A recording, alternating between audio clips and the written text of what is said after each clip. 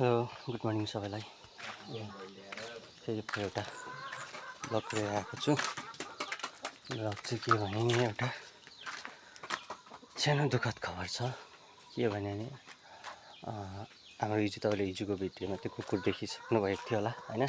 Coca हिजो video पनि देखाएको थिएँ। अन्त यो चाहिँ ब्रुनो अन्त यस्तै थियो, यसको छोरी थियो।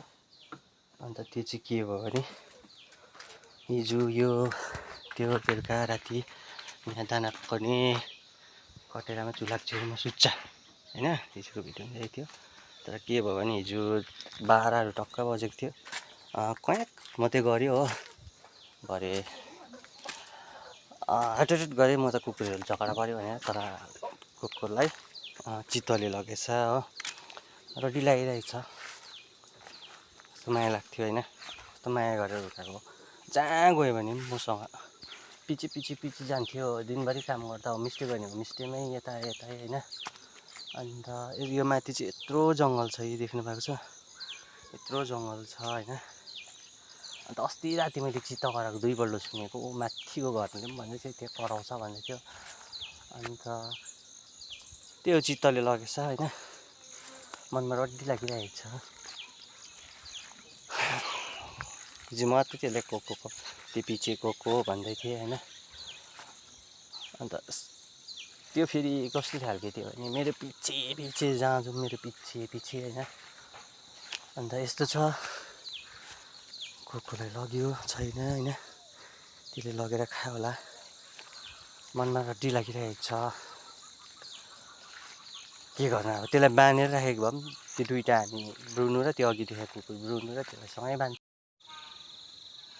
अन्त त्यही हो, बिहान हेर्दै आएको थिएँ खुनको पाइला छ कि भनेर।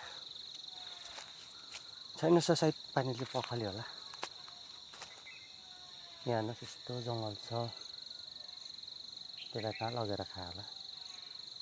माया लागिरहेछ, के भन्नु।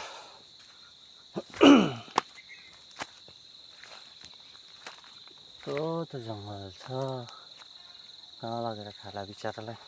के माया लाग्यो, माया अवश्य लाग्छ होइन।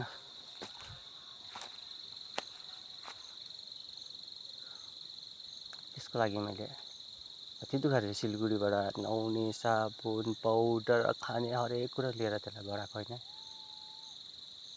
त्यो पनि पर मागेको हाम्रो उताटी दिदीलाई, कजन दिदीलाई। अब बाउ लगेको बदली ब्रुनो लगेको बदली मागेको। अब योपालि त दिँदैन होला, तिनीहरूले बच्चा हो। अस्तिको पालि पनि दियो, बार त दिँदैन होला। त्यही त छन् त छ, अर्को छ ब्रुनो।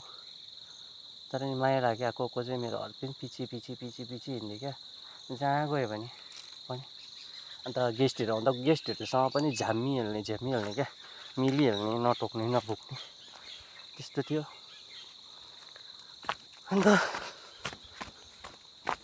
छैन अब, अस्ति गेस्टले पनि फोटो खिचेको थियो, नानी थियो उचालेर प्रोफाइलमा हालिराखेको थियो।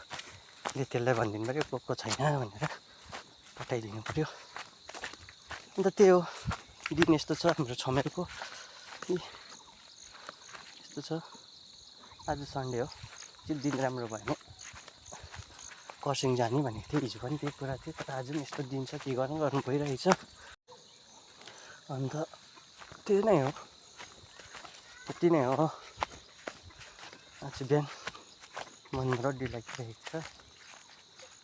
अन्त अहिलेको लागि यति नै भनिरहेको छु। यदि खरसाङ गयो भने म बाटोमा अरू पनि ब्लगहरू बनाउँदै हिँड्छु। हुन्छ, हेरिदिनु भएकोमा धन्यवाद।